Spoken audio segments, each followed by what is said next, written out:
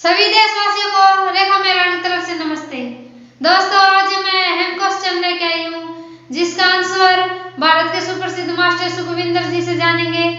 जो आजकल लड़कियां अपनी हवस के चक्कर में अपने बॉयफ्रेंड के साथ भाग जाती है, वो सही करती है गलत करती है, उनका जीवन कितना अच्छा बीतता है और कितना अंधेरे में रहता है, ये इस पूरे विषय पर चर्चा भारत के सुप्रसिद्ध मास्टर जी बताएंगे कि उनका जीवन किस तरीके से बीतता है, कितना सही करती है और कितना गलत करती है।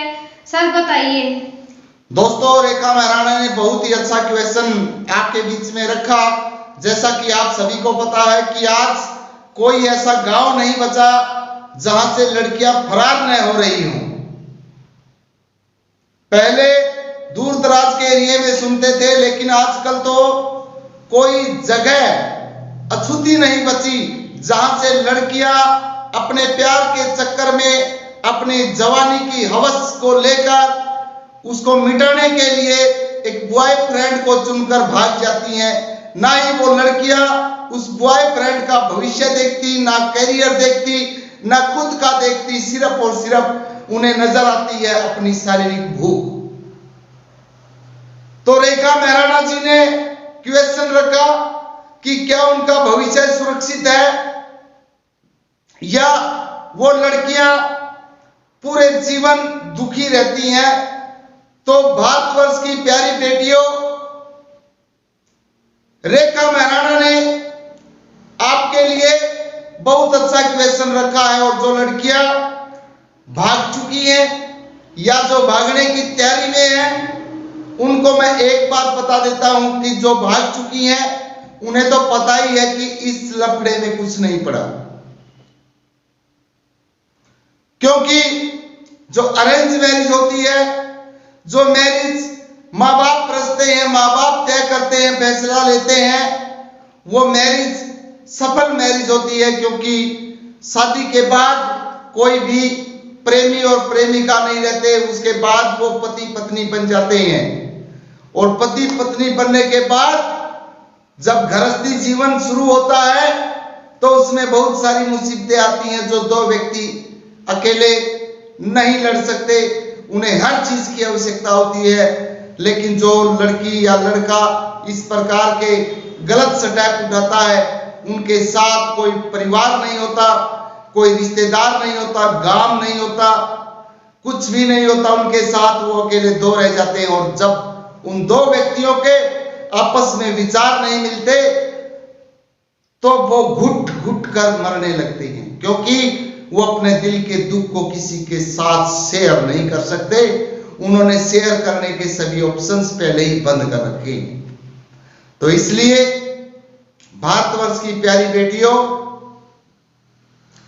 प्यार करना कोई बुरी बात नहीं है, लेकिन पेरेंट्स यानी कि माँ बाप जितना प्यार आपसे करते हैं, आपका जितना अच्छा सोचते हैं, कोई भी इस धरती के ऊपर ऐसा व्यक्ति नहीं है जो उनके मुकाबले में आपका शुभ चिंतक हो। तो इसलिए जैसा भी माँ बाप चुनते हैं आपके लिए, आप उसी पर डटे रहें, उसी के साथ अपना जीवन बिताने का सपना ले। हमारी कल्चर, सभ्यता, हमारा धर्म यही कहता है कि जो माँ बाप ने चुन दिया उसी के साथ अगर आप जीवन यापन करते हैं तो आपके साथ माँ बाप की सपोर्ट रहेगी, परिवार की, गांव की, रिश्तेदारों की, सभी की सपोर्ट रहेगी और आपका जीवन सफल होगा। इसलिए मैं आपको एक सुझाव देना चाहूंगा कि आप सिर्फ अपने माँ बाप के कहे अनुसार चले। अगर आपको किसी भी तरीके से कहीं पर भी आपकी नजरें लड़ जाती हैं, आंखियां चार हो जाती हैं, तो उसके ऊपर कंट्रोल करने की कैपेसिटी बनाएं। ऐसा होना स्वाभाविक होता है, कुदरत का नियम है, ऐसा हो भी सकता है, लेकिन अपने आप पर संयम रखें और उस परिस्थिति से बाहर निकलने की कोशिश करें।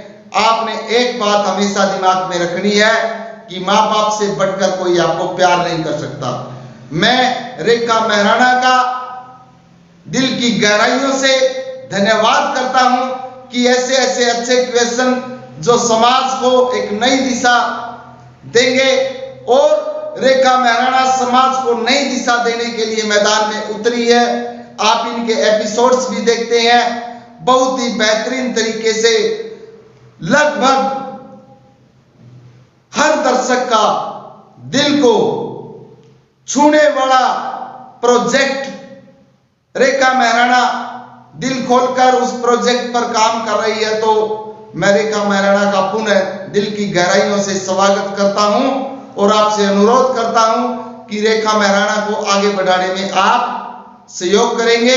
इसी प्रकार के क्वेश्चन लेकर रेखा मेहराणा हमारे स्टूडियो में आती रहेंगी।